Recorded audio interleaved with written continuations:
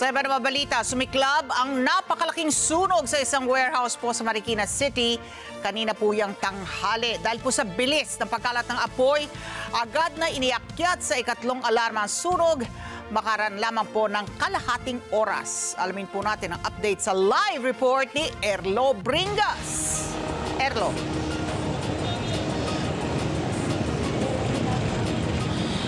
Ali, inabot ng halos mahigit 3 oras yung naganap na sunog dito sa isang barangay. Dito pa rin yan sa Marikina City.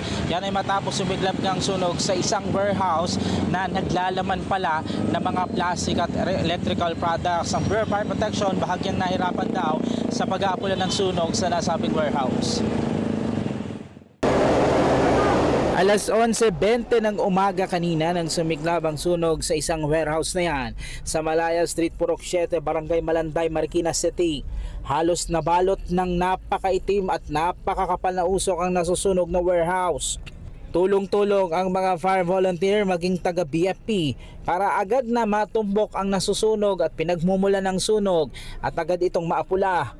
Ang usok nga ng sunog, kitang-kita pa sa bahagi ng Commonwealth Avenue ng mga motorista sa sobrang kapal ng usok. Bandang alas 11:52 ng tanghali nang agad na iakyat sa ikatlong alarma ang sunog at makalipas ang 30 minuto, dito nagdatingan na rin ang iba pa mga fire trucks mula sa BFP, mula sa mga karatig lugar, maging ang mga fire volunteers.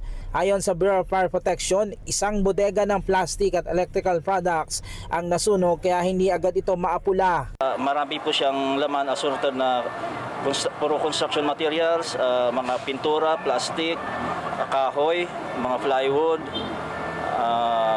Yun po yung mga laman, kaya po talagang malaki po yung nangyari sa sunog ngayon. Sa initial investigation ng mga investigador natin ay isang warehouse nung pinagsimula nung sunog, pero hindi pa nila alam kung ano talaga ang dahilan. Sa naging investigasyon ng BFP, kakatabi ang mga warehouse sa loob ng compound na kung saan magkakaibang laman ng mga ito at ang nasunog nga ang isa sa mga warehouse sa loob na naglalaman ng plastics at iba pa na naging sanhi ng pahirapang pag-aapula sa apoy. Naging pahirapan ang pag-aapula sa sunog kung saan kinailangan pang gumamit ng mga bumbero ng ladder fire truck upang matumbok ang apoy. Yung materials po na nasusunog ngayon, puro medyo mahirap pakulain kasi mga pintura, kandila,